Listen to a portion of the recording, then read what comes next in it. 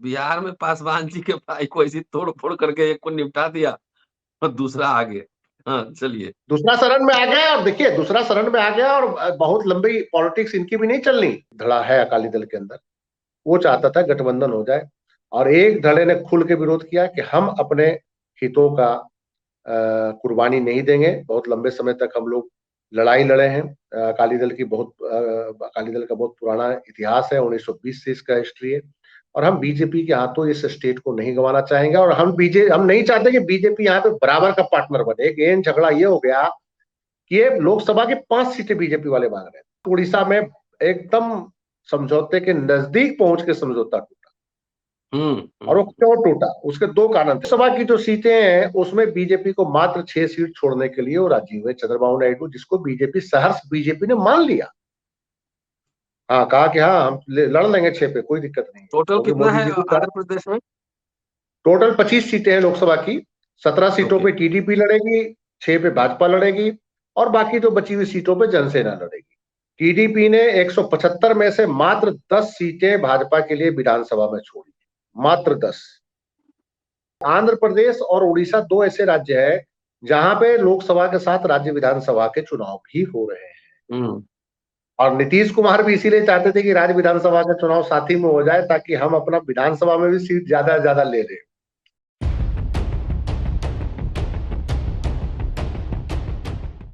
देश में राजनीतिक सरगर्मी तेज है। लोकसभा चुनाव की तैयारी शुरू है।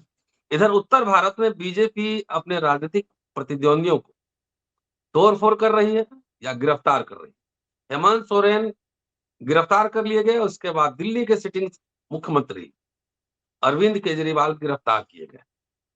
कई नेताओं पर छापा भी पड़ा है। महुआ मोइत्रा के घर भी छापा पड़ा, और तमाम ईडी सीबीआई एक्शन में है। पता नहीं इलेक्शन कमीशन कहाँ है, क्योंकि कहते हैं कि चुनाव के समय जब प्रोटोकॉल लग जाता है चुनाव का, मोरल कोड ऑफ कंडक्ट, तो सारे प्रशासनिक अधिकार ECI, election commission of India के पास होते हैं। लेकिन क्या ईडी और सीबीआई के अधिकारी बदले गए, उनके पावर इलेक्शन कमीशन के पास आए या नहीं आए? इतना एक्टिव चुनाव के दरमियान कैसे है?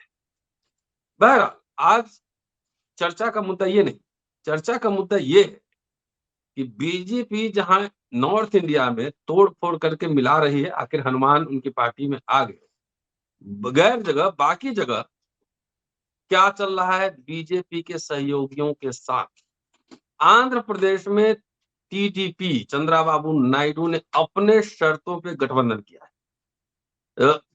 उड़ीसा नवीन पटनायक ने गठबंधन तोड़ दिया है, बीजेडी बीजू जनता दल।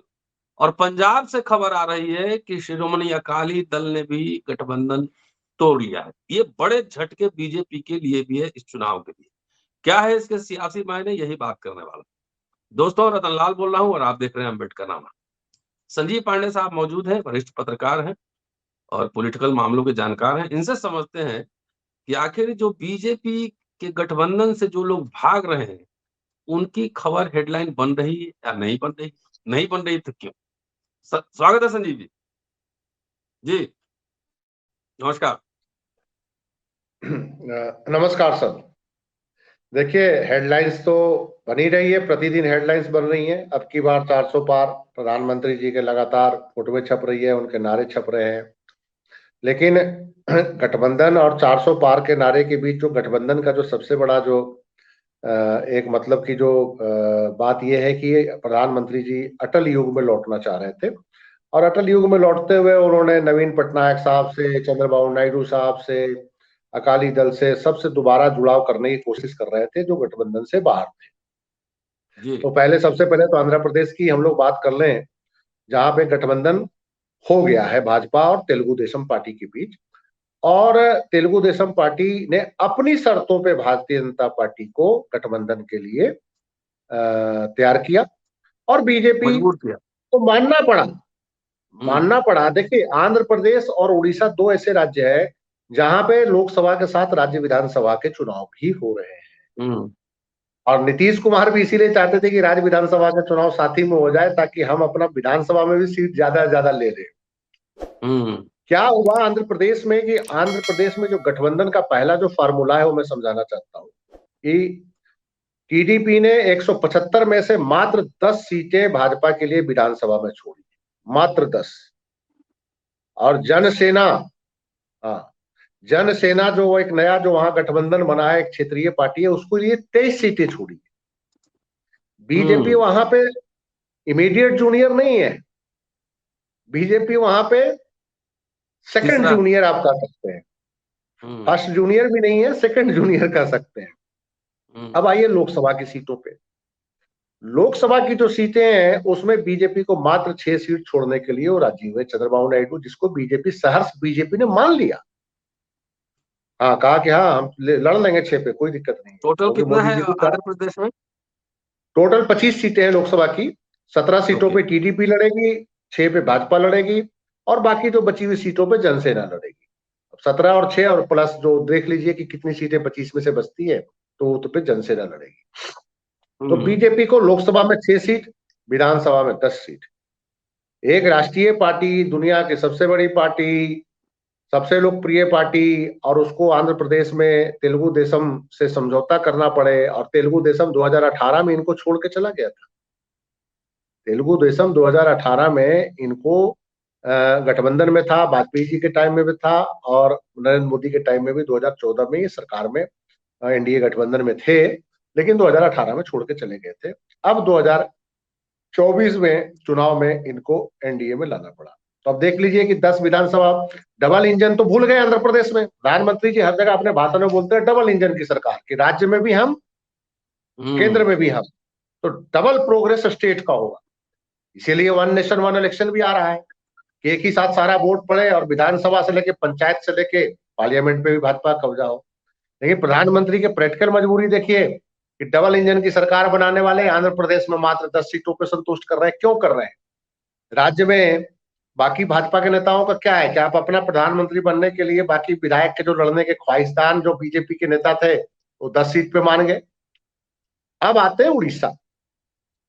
उड़ीसा में क्या हुआ कि उड़ीसा में एकदम समझौते के नजदीक पहुंच के समझौता टूटा। और वो क्यों टूटा? उसके 2 कारण थे। देखिए, समझौते का यहाँ पे जो पूरा का पूरा जो सूत्रधार थे वो 2 ब्यूरोक्रेट्स थे जो दोनों दलों में अलग अलग जगह पर बैठे थे, और दोनों कॉर्पोरेट सेक्टर के बंदे हैं। दोनों ब्यूरोक्रेट दोनों कॉर्पोरेट सेक्टर के इशारे पे चलते हैं, और कॉर्पोरेट सेक्टर के इशारे के पर ही वो बीजेडी और बीजेपी के बीच समझौता करा रहे थे, और वो कॉर्पोरेट सेक्टर के हिसाब से ही उड़ीसा को रन करना चाह रहे थे।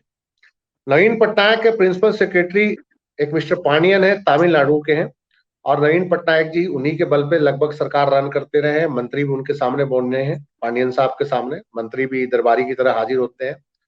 पांडियन साहब जो है, और इधर से बीजेपी से एक रिटायर्ड आईएएस जो उड़ीसा कैडर के ही रहे, अश्विन वैष्णव साहब, ये दोनों इस सारे समझौते को सिरे चढ़वा रहे थे। मोदी जी वहां भी लगातार डबल इंजन की बात करके आते थे, लेकिन इनको ग्राउंड रिपोर्ट मिल रहा है कि 400 पार तो क्या 200 पार भी नहीं। तो इन्होंने फिर कहा कि भाई पटनायक साहब को भी लेके आओ, गठबंधन में लेके आओ। वहां भी आज विधानसभा और लोकसभा एक साथ चल रहा है, होना है। तो वो उन परिस्थिति में ये जो सारी स्थिति आई, तो वो जो सारा कुछ स्थिति आने के बाद, वो सारी स्थिति आने के बाद नवीन पटनायक साहब एनडीए के शर्तों को, बीजेपी की शर्तों को मानने के लिए तैयार नहीं। शर्त क्या थी? ये 16 सीटें लोकसभा में मांग रहे थे। नवीन पटनायक साहब ने कहा हम 11 से ज्यादा नहीं, किसी भी कीमत पे नहीं देंगे। विधानसभा में बीजेपी कहती थी कि हम अपने दम पे आ रहे हैं, 147 या 45 सीटें हैं, 100 सीट तो हम जीत लेंगे। नवीन पटनायक साहब ने कहा कि अपने दम पे आप आना चाहते हैं तो खुद ही लड़ लीजिए, हम 30 से ज्यादा नहीं देंगे आपको विधानसभा में भी। समझौता आते आते आते आते आते टूट गया। और जो 2 कॉर्पोरेट सेक्टर के जो रिप्रेजेंटेटिव्स कोशिश कर रहे थे, देखिए वहां पे नवीन पटनायक साहब की पार्टी में एक नया क्राइसिस है कि पांडियन को उन्होंने सीनियर वाइस प्रेसिडेंट बना दिया है, और पांडियन साहब पूरे उड़ीसा को कंट्रोल करना चाह रहे हैं। और उड़ीसा में इस समय उड़िया अस्मिता की बात आ गई है, क्योंकि पांडियन साहब तमिल है। उड़िया लोगों का कहना है कि क्या स्टेट को एक तमिल गवर्न करेगा? ठीक है, वो एज ए प्रिंसिपल सेक्रेटरी तो गवर्न कर ही रहे थे, लेकिन पॉलिटिकली नवीन पटनायक उनको उत्तराधिकारी बनाना चाहते हैं उड़ीसा को, तो ये नहीं चलेगा।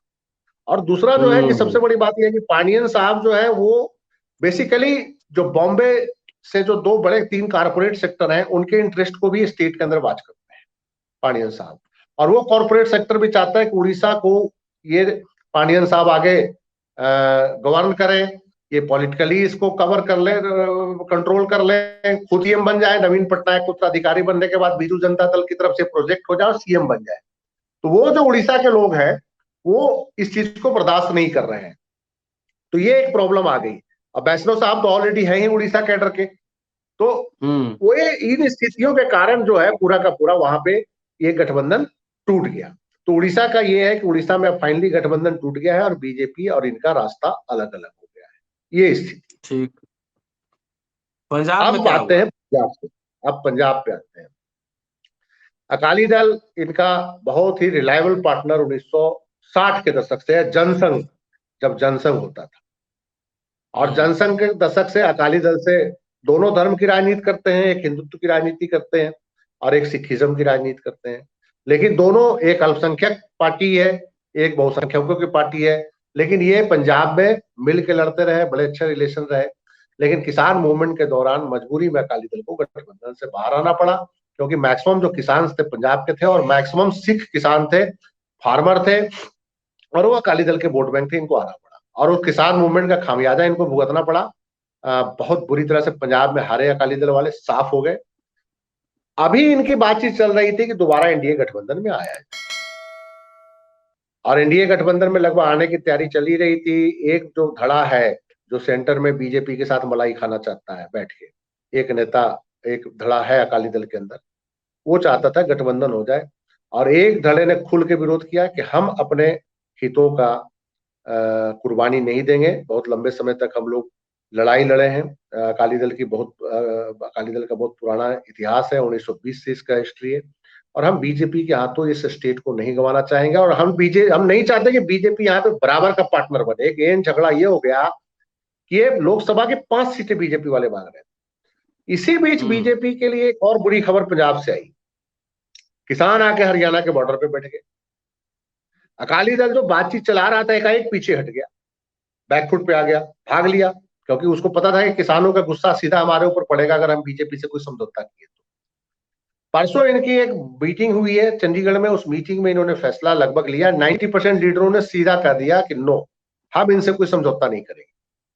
10% ऐसे लीडर थे, प्रेम सिंह चंदू माजरा और सुखदेव सिंह ढींडसा टाइप, जो चाहते थे कि समझौता हो। खुद सुखबीर बादल अब नहीं चाहते, उन्होंने अपने कुछ कोर लीडरों को मैसेज किया कि इनके साथ समझौता करने से बहुत भारी नुकसान हो जाएगा, क्योंकि जो हमारा जो वोटर है, कोर वोट, जो सिक्खी का कोर वोट है, जो सिख वोटर है, वो मैक्सिमम पीजेंट्री है, और वो सब बीजेपी की फार्मर पॉलिसी और एग्रीकल्चर पॉलिसी से नाराज है। तो उन्होंने अपने समर्थकों को इशारा कर दिया कि नहीं, हम नहीं समझौते की तरफ नहीं जाएंगे, हम लोग अलग अलग ही लड़ेंगे। अब यहाँ पे क्या प्रॉब्लम आ गई है पंजाब के अंदर, कि पंजाब के जो सीधा जो किसान आंदोलन का इम्पैक्ट जो है हरियाणा के बॉर्डरिंग 6 डिस्ट्रिक्ट पे पड़ रहा है, जहां पे सिख आबादी बहुत ज्यादा है। दूसरा, अकाली दल का एक धड़ा ये कहना है कि जैसे हरियाणा में इन्होंने चौटाला फैमिली को खत्म किया समझौते के तहत, पहले चौटाला से समझौता किया और फिर चौटाला की पार्टी को ही खत्म कर दिया और खुद शासन में आ गए। पंजाब में भी इसी प्लान पे चल रहे हैं कि पहले अकाली दल को खत्म करेंगे, पहले 5 सीट मांगेंगे, और 5 सीट मांगने के बिहार में पासवान जी के भाई को ऐसी तोड़ फोड़ करके एक को निपटा दिया और दूसरा आ गया। हाँ, चलिए, दूसरा शरण में आ गया। और देखिए, दूसरा शरण में आ गया और बहुत लंबी पॉलिटिक्स इनकी भी नहीं चलनी, क्योंकि वो जो सांसद जीत के आएंगे उसकी क्या गारंटी कि लोकसभा के चुनाव के बाद उस चिराग के साथ ही रहेंगे। वो तो खरीद लिया जाएगा। हो सकता है ऐसे भी हो कि नहीं, ये भी तो हो सकता है कि चिराग अकेले रह जाए और बाकी जो जीत के आएंगे वो उधर चले जाए, कहीं भी चले जाए, जो पावर में आएगा उनके साथ चले जाएंगे मंत्री बनने के लिए। क्या कर लेंगे चिराग? इन्होंने चंदन सिंह, बीना सिंह, पशुपति कुमार पारस का टिकट ही काटा ना, उससे ज्यादा तो कुछ नहीं कर पाए। 4 साल तो उन्होंने केंद्र की सरकार में रह के अपने तो पूरा आनंद लिया ना, मजा लिया ना। तो ये छोटी पार्टियों के लिए एक बड़ी समस्या है। तो वो जो है अकाली दल ने इस पे भी, अकाली दल ने कुछ ऐसी शर्तें अब रख दी जो बीजेपी नहीं मान सकती। अकाली दल ने कोर कमेटी की मीटिंग हुई, उन्होंने परसों कहा कि माइनॉरिटीज के साथ बहुत अन्याय हो रहा है, उसमें सिख भी है, उस पे जब तक कोई स्थिति क्लियर नहीं होगी माइनॉरिटीज इंटरेस्ट को, तब तक बीजेपी के साथ जाने का कोई मतलब नहीं है। दूसरा, उन्होंने कहा कि फार्मर्स को लेकर बीजेपी अपना स्टैंड स्पष्ट करे कि हमारी जो पंजाब की किसानी को बीजेपी क्यों तबाह करना चाहती है। थर्ड, उन्होंने कहा कि जो बॉर्डर पे जो टेंशन है, और खास करके बाघा बॉर्डर और जो सुलेमान की बॉर्डर और हुसैनी बॉर्डर पे लगातार हम लोग पंजाब के लोग डिमांड कर रहे हैं कि यहाँ से ट्रेड खोला जाए, वो बीजेपी क्यों नहीं खुलवा रही। चौथा, उन्होंने बंदी सिखों का मसला उठा दिया। तो ये जो कई चीजें जो अकाली दल ने उठा दिया, उस पर बीजेपी उनके साथ समझौता करने के लिए तैयार ही नहीं होगी। उन्होंने कंडीशन ही बहुत टफ रख दिए। तो ये लगभग तय हो चुका है कि अकाली दल भी अब इनसे अब समझौते में नहीं आएगा। तो ये जो तीन रीजनल पार्टियां अपने अपने स्टेट में पावरफुल पार्टियां, टीडीपी जो है वो आंध्र प्रदेश में पावरफुल है, अपना क्या कहता है नवीन पटनायक उड़ीसा में पावरफुल है, और पंजाब में अकाली दल पावरफुल है। इन्होंने भाजपा से टीडीपी ने अपनी शर्तों पे कर लिया और बाकी दो दलों ने भाजपा से दूरी बना ली है। तो निश्चित रूप से ये जो है बीजेपी के लिए बहुत अच्छी खबर नहीं है। और 400 पार का जो नारा है, वो मुझे नहीं लगता कि 400 पार का नारा जो है साइकोलॉजिकल जो वार है उस पे, ये जब समर्थक ही नहीं आ रहे हैं, समर्थकों में जो मैसेज जा रहा है जगन मोहन रेड्डी कि अकेले लड़ेंगे चुनाव। जगन मोहन रेड्डी की जो सूचना आ रही है, इन्होंने कुछ सर्वे कराया, वहां पे ये सूचना आ रही है कि टीडीपी की सरकार बनने जा रही है, जगन मोहन रेड्डी ग्राउंड लूज कर रहे हैं। और जगन मोहन रेड्डी को अपनी बहन से ही चुनौती मिल रही है जो कांग्रेस की अध्यक्ष बन गई है। और चूंकि तेलंगाना में एक रेड्डी को सीएम बनाने के बाद कांग्रेस ने वहां के रेड्डियों को सॉफ्ट कर दिया है, आंध्र प्रदेश के रेड्डी ग्रुप को। और चूंकि जगन मोहन की सिस्टर शर्मिला है जो कांग्रेस के अध्यक्ष बन गई है, तो जगन मोहन रेड्डी को सबसे पहले तो उनके कोर वोट में ही डेंट पड़ने जा रहा है जो रेड्डी वोट है। और जो दूसरी जो सबसे बड़ी बात है, उनके खिलाफ एंटी इनकम्बेंसी बहुत है जगन मोहन के खिलाफ। हालांकि उन्होंने बहुत वेलफेयर स्कीम चलाए हैं, बहुत सारे लोगों को मतलब कि गरीबों को पैसा देना और क्या क्या जो जितने भी स्कीम्स जो साउथ के राज्यों में आपको नॉर्मल नजर आते हैं वो काफी किए हैं। लेकिन वहां पे एंटी इनकम्बेंसी है जगन मोहन रेड्डी के खिलाफ। और जगन मोहन रेड्डी से इसीलिए बीजेपी ने देखा कि इनसे समझौता करने का कोई फायदा नहीं है, उन्होंने टीडीपी से समझौता किया है। तो टीडीपी को लोकसभा में 6 सीट और विधानसभा में 10 सीट, यही है ना? नहीं, बीजेपी देखिए विधानसभा में वहां टोटल 175 सीट है, उस पे टीडीपी ने बीजेपी के लिए मात्र 10 सीट छोड़ी। वही कह रहा हूँ, वही 10 सीट। हाँ, और लोकसभा में बीजेपी के लिए मात्र उन्होंने 6 सीट छोड़ी। वही। हाँ, अब ये जो है आंध्र प्रदेश में 6 सीट पे भाजपा लड़ रही है, तेलंगाना में सारी सीटों पे लड़ेगी। मतलब कि जो 400 पार का जो नारा है उसमें हिंदी हार्टलैंड को छोड़कर बीजेपी कहां पूरा लड़ रही है। पहले बिहार में जब गठबंधन टूटा, देखिए याद कीजिए, बिहार में जब नीतीश कुमार आए बीजेपी के अंदर, तो बीजेपी की तरफ से एक प्रोपगंडा वार किया गया। वो प्रोपगंडा वार मीडिया में करवाया गया, जो मीडिया में जो बीजेपी के जो बैठे हुए हैं जो लोग, जो पत्रकार, सीनियर पत्रकार जो बीजेपी के खास पत्रकार है, वो लगातार ये बोल रहे थे टीवी चैनलों पे डिबेट के दौरान कि नीतीश कुमार सरेंडर कर गए हैं और नीतीश कुमार को पहले लोकसभा में हाईसीए पे लाया जाएगा और फिर उसके बाद विधानसभा में, लोकसभा चुनाव के बाद ही उनको विधानसभा के लिए हाईसीए पे लाके विदाई कर दी जाएगी। तो उसके पीछे ये तर्क देते थे कि नीतीश कुमार को मैक्सिमम 10 सीटें मिलेगी और 10 से एक भी सीट उनको ज्यादा नहीं मिलेगी। और नीतीश कुमार को कह दिया गया है कि आपको जो भी उम्मीदवार अगर आपका कोई खास है तो आप दे दीजिए, हम बीजेपी के सिंबल पे लड़ा लेंगे। लेकिन समझौते के बाद क्या हुआ, समझौते के दौरान ही नीतीश कुमार ने आंख दिखाई। जब चिराग का झगड़ा चल रहा था तो वो अपना कुर्ता पजामा टाइट करके लंदन पहुंच गए, चलो आप लोग निपटा लो पहले, फिर हम वापस आएंगे। बीजेपी का संकट जब बढ़ा तो इन्होंने नीतीश को बोला कि आइए निपटाइए, तो कहा ठीक है हम निपटाते हैं। चिराग अपनी पुरानी दुश्मनी भूल गए, कहे कि गुरु हम तो फंस गए इस पूरे खेल में। तो चिराग ने कहा कि चचा पुरानी दुश्मनी हम लोग भूलते हैं 20 वाला, आप भी संकट में हम भी संकट में। तो नीतीश ने कहा कि ठीक है संकट निपट जाएगा, हमारी एक शर्त मान लो। तो चचा ने कहा, भतीजा ने कहा, चचा भतीजा का रिश्ता भी यहाँ बन गया है थोड़ा नीतीश और चिराग के बीच, उधर चचा भतीजा तो खत्म हो गया। तो उन्होंने कहा कि एक हमारी शर्त मानो, हम तुम्हारी शर्त मान लेंगे। तो चिराग ने कहा कि देखिए हमारी तो एक ही शर्त है। कहा क्या? कहा हमारा चचा को साफ कर दो हाजीपुर से, हमको वहां मिल जाएगा, हम बस बल्ले बल्ले है। कहा कि हमारी एक शर्त है। कहा तू मान लो। कहा क्या? कहा अरुण कुमार वाली सीट ना मांगना, नवादा वाली सीट, दोनों में समझौता हुआ। ठीक है, ये फैक्ट है। ये तो आप पूछ सकते हैं, आपके भी जो मित्र होंगे, अगर कोई जो लोग होंगे, सीधा ही पूछ लीजिएगा कि क्या ये नहीं हुआ। ज्यादा हो तो अरुण कुमार से ही फोन करके आप पूछ लीजिएगा कि क्या ये नहीं हुआ है, यही हुआ है। वो स्वीकार कर लेंगे फोन पे, पब्लिकली नहीं स्वीकार करेंगे, लेकिन फोन पे मान लेंगे कि यही हुआ। नवादा सीट पे चिराग पासवान ने कोई बात नहीं करी, चुप्पी साध ली पूरी की पूरी। और देखिए, एक ही सीट अरुण कुमार के लिए मांग रहे थे नवादा, लेकिन नवादा की सीट छीनी गई, वो भाजपा खाते में चला गया। उधर हाजीपुर का नीतीश जी ने निपटा दिया, और नीतीश जी खुद 16 सीट ले गए। आप देखेंगे नीतीश जी खुद 16 सीट ले गए। चलिए गया सीट दे दिया बिहार जीतन राम से, मांझी को, ठीक है। देखिए बिहार नीतीश से कुमार आज, पूरा बिहार जी, में, बिहार पे हाँ आज बोलिए बोलिए। महागठबंधन में कुछ खटपट चल रहा है, थोड़ा देख लेते हैं दोपहर तक, उसका शाम में एक चर्चा करेंगे। हाँ, महागठबंधन पे चलिए, महागठबंधन का खटपट मेरे हिसाब से तो बहुत गंभीर खटपट नहीं है, निपट जाएगा। लेकिन अगर खटपट रहेगा तो वो मैं समझता हूँ कि कांग्रेस के लिए नुकसानदायक नहीं है। वो जो क्षेत्रीय पार्टी के जो सिरमौर लोग हैं उनके लिए नुकसानदायक है। भाजपा का मुंह इतना खुला हुआ है, ऐसे ऐसे निकलते जाएगी, इनको पता नहीं चलेगा कहाँ निपट गए। तो थोड़ा सा आप संभल जी, के है कि भाजपा के मुंह से बचें, मतलब आसपास के लोगों को गर्दन काटने के बजाय भारतीय जनता पार्टी के मुंह में जाने से बचे, पता ही नहीं चलेगा कहाँ गए। और अरविंद केजरीवाल साहब, हेमंत सोरेन उदाहरण है। बस ये चुनाव का वेट है, चुनाव के बाद अगर आ गए तो फिर पता नहीं कितने लोग अंदर जो है कौन कौन जेल में जाएंगे, कोई गारंटी नहीं है। तो मेरा ये मानना है कि नीतीश कुमार ने 16 सीटें मानी और बीजेपी को सिर्फ वही सीटें छोड़ी। गया सीट बीजेपी को छोड़ा तो बीजेपी से नीतीश कुमार ने लिया था। गया सीट जो है नीतीश कुमार का पुश्तैनी सीट, परंपरागत सीट नहीं था, वहां पे तो पहले बीजेपी का ही सांसद होता तो दे दिया। तो नीतीश कुमार का लूज कहाँ किया, नीतीश कुमार तो अपनी सारी सीटें ले गई। अब ये हल्ला हो रहा है, देखिए अब देखिए बिहार के राजनीति में क्या हो रहा है। कह रहा नीतीश जी 16 सीट तो ले लिए है, लेकिन बीजेपी इनको निपटा देगी, इनको मजबूत नहीं होने देगी। हमने पूछा किसी से कि बीजेपी क्या अपने बारे में कुल्हाड़ी मारेगी, कहा क्यों। हम कहे कि बीजेपी को सेंटर में सरकार नहीं बनाना है, अगर नीतीश कुमार 4-5 सीट ही जीतेंगे तो सेंटर में सरकार को कैसे बनेगी। कहता हो तो बीजेपी कॉन्फिडेंट है कि 370 हम अपने दम पे ले आएंगे। तो हम कहे कि फिर 370 अपने दम पे ले ही आएंगे तो गठबंधन 16 सीट करने की, नीतीश कुमार को देने की जरूरत क्या थी, फिर तो 40 गठबंधन पे लड़ करने की क्या लेते। जरूरत।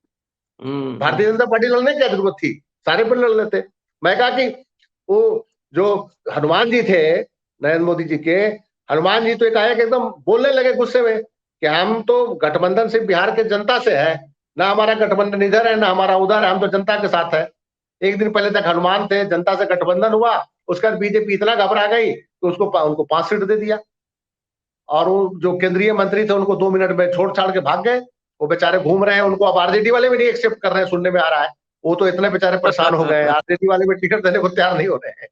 तो ये ठीक है स्थिति संजीव बिहार जी, के राजनीति में आ गया है। ठीक है संजीव जी, शुक्रिया, और देखते रहिए नमस्कार। अम्बेडकर नामा। नमस्कार।